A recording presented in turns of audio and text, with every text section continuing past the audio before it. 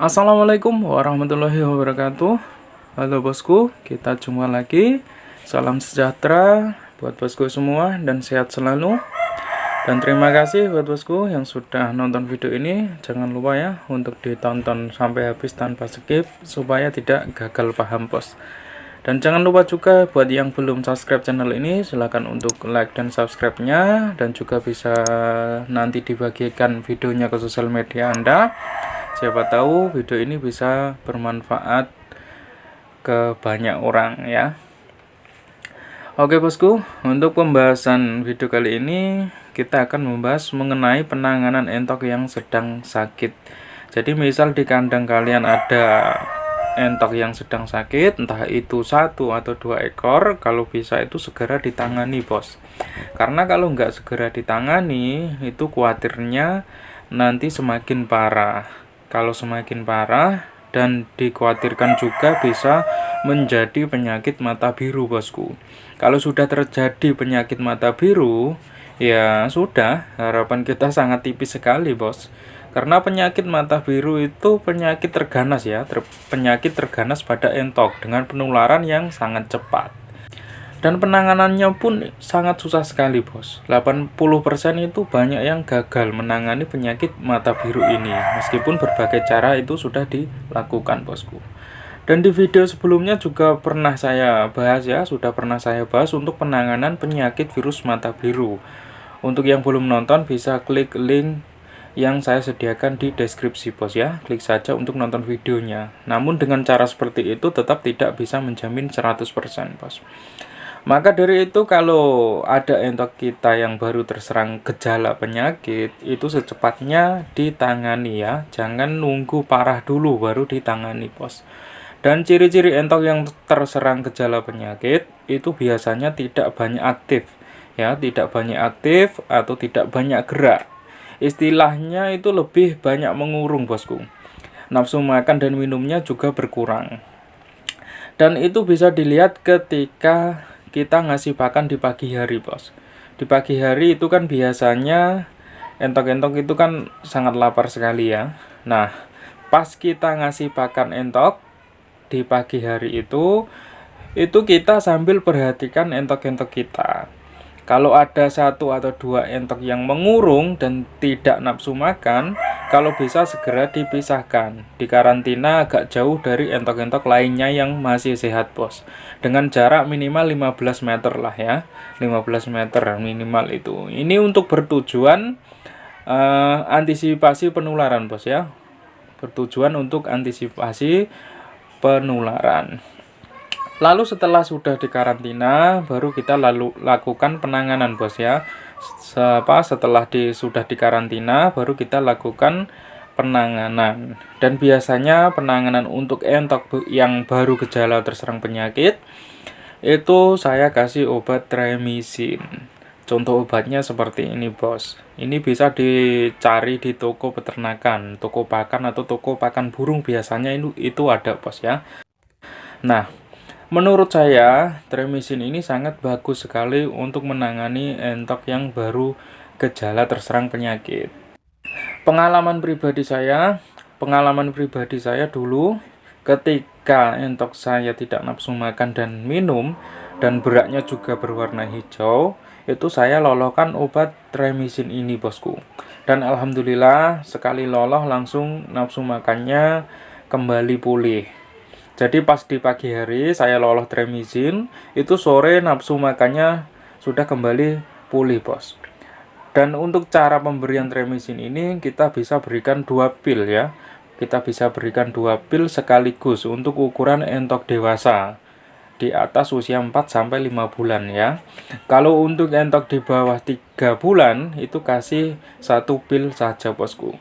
Dan harus kita pastikan ya, pastikan pil itu tertelan ya.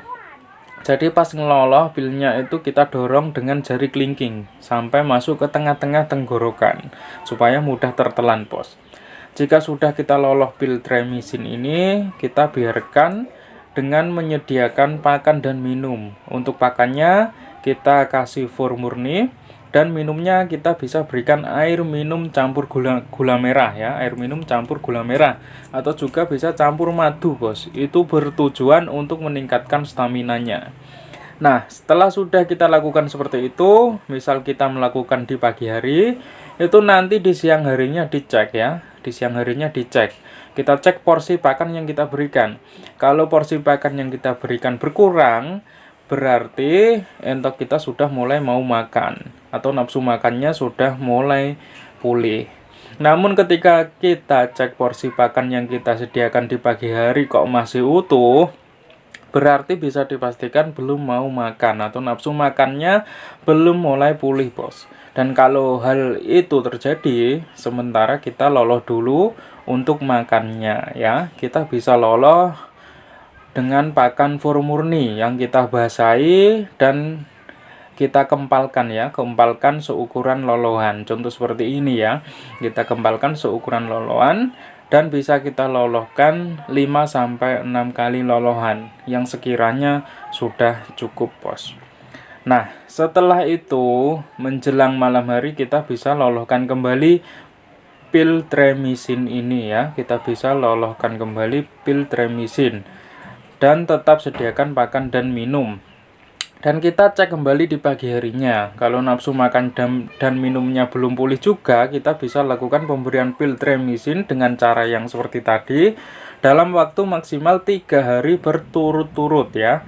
3 hari berturut-turut. Kalau sudah 3 hari berturut-turut kita sudah lakukan penanganan seperti ini, kok belum juga ada perubahan, berarti kita harus siap mengikhlaskan ya.